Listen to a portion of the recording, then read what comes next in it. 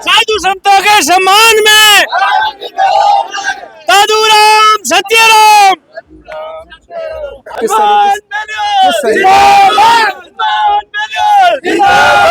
हनुमान बेलिया जिंदाबाद, हनुमान बेलिया जिंदाबाद, हनुमान बेलिया जिंदाबाद, हनुमान बेलिया जिंदाबाद। यहाँ से गाँव 100 किलोमीटर है, उनके एक बुलाव पे हम हमेशा खड़े रहते हैं। उनके लिए चाहे मरना पड़े चाहे किसी को मारना पड़े, बेनीवाल के लिए हम जान हथेली पे रखते हैं। वो बोले यहाँ गिरा वहीं गिरा देंगे। से आप देख सकते हो 28 के अंदर ये मेरा वादा है, मैं अपना तन और मन और धन लगा दूंगा, इस सरकार को खत्म कर देंगे और नई सरकार बनाएंगे जो हमारे युवाओं को आवाज उठा सके। क्योंकि नीट का पेपर अभी आपको पता है, नीट का पेपर लगेगा, उसके बाद में एसएससी जीडी का पेपर लीक होता है।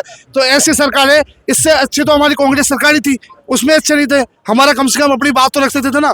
हनुमान बेनीवाल का नाम सुनते ही आपको एक बात ही दिमाग में आती होगी, आरएलपी के झंडे, बड़े बड़े डीजे और बड़ी ही मात्रा में भीड़।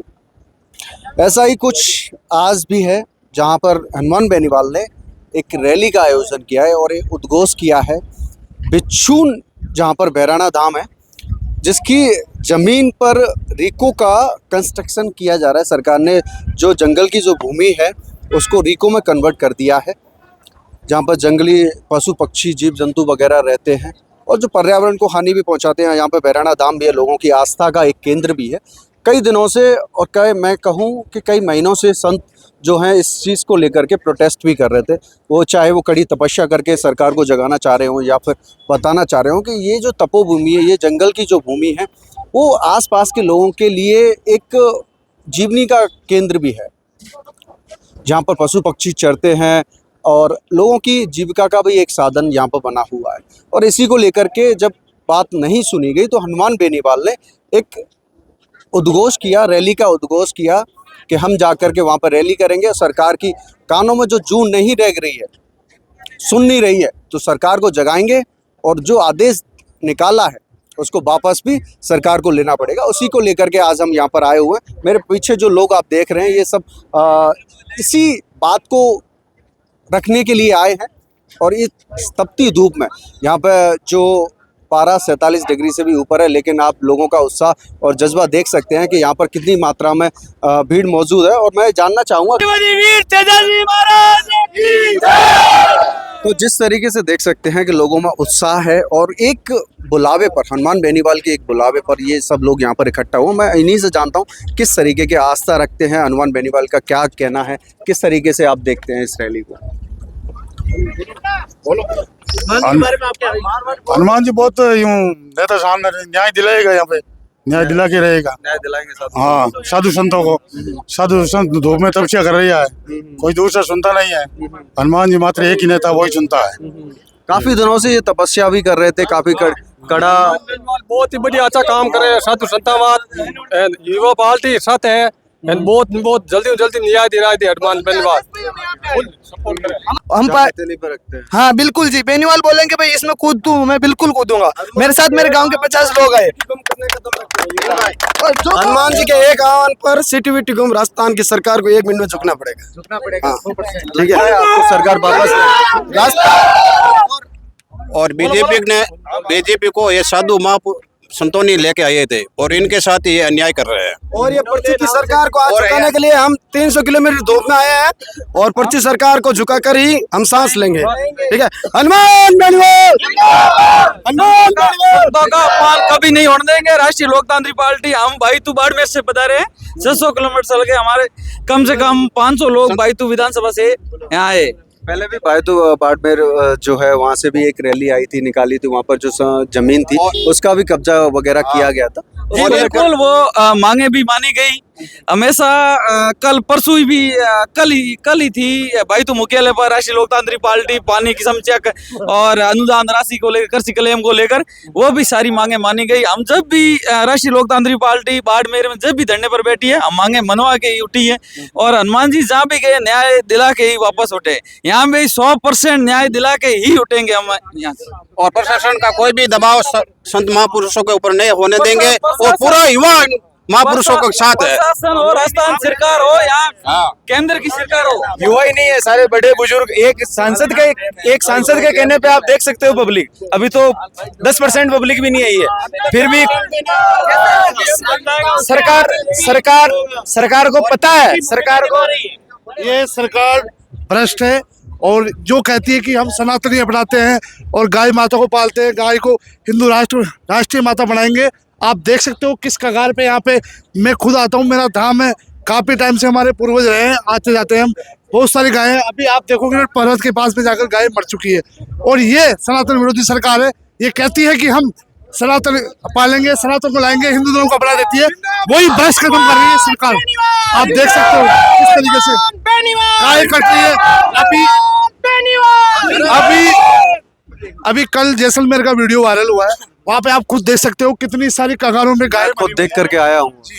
तो उस सरकार लेकिन कांग्रेस सरकार में भी काफी पेपर लीक हुए। सर पेपर तो लीक होते हैं, पर ये हर जगह से काट रहे हैं हमारे को, पेपर तो मानते हैं। हमें तो किसी सरकार से कोई लेना देना नहीं है। आने वाला टाइम है, आरएलपी का टाइम है, आरएलपी आएगी 100%। अगर आएगी, अगर हनुमान बेनीवाल राजस्थान की सरकार के नजदीक भी चला गया तो ये भ्रष्टाचार जड़ से खत्म हो जाएगा। और मैं तो 36 कौम, हर युवा, हर बुजुर्ग, हर भाई से अनुरोध करना चाहता हूँ, जितना हो सके उतना आरएलपी के साथ जुड़े। आने वाले समय हमारा होगा, आने वाला समय सही होगा, 100% हर जगह न्याय मिलेगा, हर जगह हनुमान बेनीवाल खड़ा है, हर पीड़ित के साथ खड़ा है।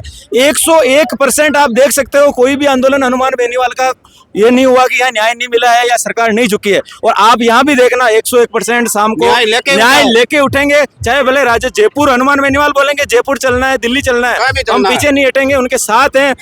जहाँ तक हमारा शरीर में जीव है, जब तक हम हनुमान बेनीवाल के साथ में। लेकिन आप बात कर रहे हैं कि आरएलपी के सरकार आएगी अगली बार, लेकिन अभी भी आरएलपी का एक भी विधायक नहीं है राजस्थान। एक भी विधायक नहीं है, ये उसका कारण है उनके बावजूद एक भी इनका सांसद विधायक नहीं है, कुछ भी नहीं है ना, फिर भी आप हनुमान बेनीवाल की ही हमारी उम्मीद है। उम्मीद तो वही है ना, लास्ट में कोई हमारे साथ नहीं देता, कोई कुछ नहीं देता, लास्ट में उम्मीद तो हनुमान बेनीवाल ही है। बिना विधायक के किस तरीके से सरकार बनाएंगे, जब आवाज कैसे उठाएंगे? आवाज उठा रहे ना सबकी, कहाँ हनुमान बेनीवाल ने मना किया, सबकी आवाज उठा रहे हैं। जहाँ जरूरत पड़ रही है, यहाँ साधु संतों के समर्थन में अभी कौन आया? हिंदुत्व सरकार, बीजेपी सरकार, हिंदुत्व का टेक लगाओ उनके ऊपर, हुई हम हिंदुत्व सरकार आई क्या? लास्ट में हनुमान बेनीवाल ही आया। ये जमीन पैमाइश नहीं हुई थी पूरा हिंदुस्तान में, उनसे पहले तो ये दाम थी। सुनने में आ रहा है कि नेताओं की जमीन आ गई, कैसे आ गई? बसें लगाने के बावजूद पहले दाम दी, गवर्नमेंट बसें लगाती है, सरकारी बसें लगा, उनके बावजूद इतनी पब्लिक इकट्ठा नहीं कर सकती है। हमारे खुद के खर्चे से हम 400 किलोमीटर 500 किलोमीटर से खुद के खर्चे से डीजल चला के हम आए हैं। एमएलए साहब लग जाते हैं, केंद्रवाड़ी सरकार जिसे टीचर सब लग जाते हैं। पब्लिक इकट्ठा करो, कहीं से लाके पब्लिक इकट्ठा करो। यहाँ बोलते हैं पब्लिक आई कहाँ से, पब्लिक कम करो। अभी देखना आप, इसको देखना आप, रिपोर्टर पूरा करना, पब्लिक देखना आप, आरएलपी के समर्थक देखना आप। जिंदाबाद। आपने देखा होगा, जिंदाबाद।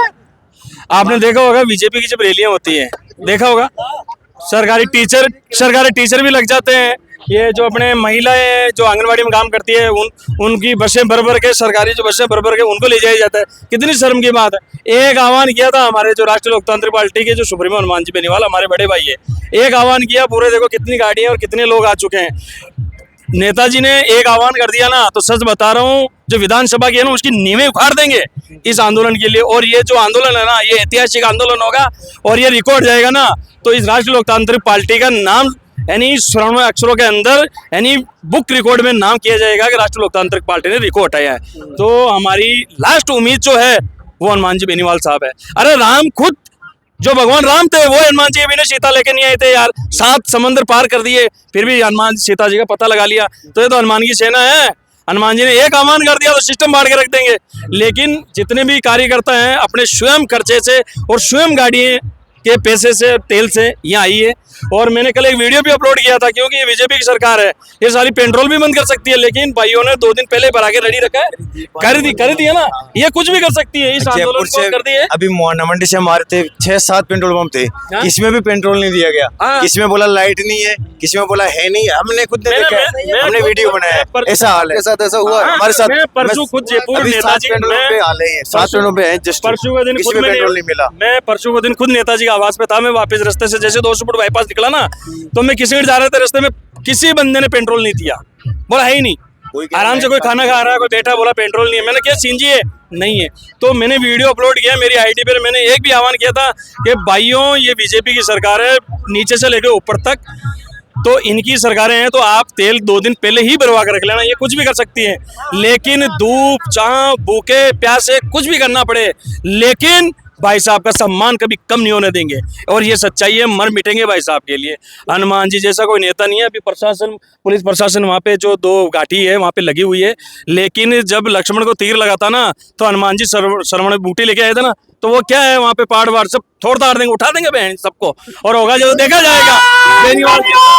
एक आह्वान करेंगे ना तो सारे ये सेना कमजोर नहीं है। कितनी तेज धूप में। बात तो ये है कि यहाँ के जो प्रेमचंद बैरवा डिप्टी सीएम साहब, वो अगर चाहते तो इस दाम को बचा सकते थे, क्योंकि वो डिप्टी सीएम बैठे हैं पावर के अंदर, पर लेकिन उन्होंने चाहकर इस दाम को पहले तो क्या किया, इसको समतल किया। अब यहाँ से साधु संतों ने उनको पूछा कि ये क्या कर रहे हो, तो वो कहते हैं कि हम क्या कर रहे हैं, यहाँ पे एक वो बनाएंगे, रिको लेने आएंगे, रिको की तो बाद में बात हुई है, पहले बनाएंगे कि धार्मिक स्थल बनाएंगे, लोग आएंगे और देखने के लिए इस चीज को, लेकिन बाद में वो इसको बेच देते हैं, और उन्होंने बेचा है। और वहाँ पे जहाँ बोराज के अंदर इनकी वो चौपाल हुई थी, भजन लाल जी सलमान चलाई थी, उसको वो वहाँ पर जाकर डेयरी बूथ को 61 बीघा जमीन नाम कर देते हैं। तो इनको 28 के अंदर और जाए चाहे नहीं जाए, लेकिन प्रेमचंद बीरवा को अच्छी तरह से बनाएंगे, जमानत जब्त कर देंगे, इनको दोबारा नहीं आने देंगे। ये वादा है मेरा पक्का आपसे। शंकर बेबरवाड़ू में चाकसू विधानसभा क्षेत्र से आता हूँ। बहुत बढ़िया। क्या कहना चाहोगे काका? साहब दयाल महाराज की शरण का मान, दादू जी महाराज की भूमि से जो राजा भोजियान का अगर दादू जी महाराज ने देर विदा होगा, तो जब बादशाह भी झुक गया, तो जनता के सामने तो सब बड़ा बड़ा मोदी जान का, भजन लाल जान का झुकेगा, और ये रहेगी जनता दादू जी महाराज की भूमि है, दादू जी महाराज की रहेगी। तो जिस तरीके से आप देख सकते हैं कि कार्यकर्ता और जो लोगों में जो उत्साह है, जो हनुमान बेनीवाल को लेकर के हो, और जिस तरीके से इसका बदलाव किया गया, जो जंगल की जो भूमि थी उसको रिको में कन्वर्ट कर दिया गया, और लोगों का आरोप है कि उससे पहले इसको एक तीर्थ धाम की तरह डेवलप करने का वादा किया गया था, लेकिन उसके बाद भी इसको रिको में कन्वर्ट कर दिया गया। उसी को लेकर के संतों ने काफ़ी प्रोटेस्ट भी किया था, काफ़ी कड़ी धूप में कड़ी तपस्या भी की थी, लेकिन बात नहीं सुनी गई। आखिरकार हनुमान बेनीवाल उनके समर्थन में आए, और आज उनकी रैली है, कुछ ही देर में वो यहाँ पर पहुँचने वाले हैं। बाकी क्या रहता है हम आपको आगे बताएंगे। मेरे सहयोगी दीपेंद्र के साथ मैं राहुल TC शर्मा, देखते रहिए द कटक।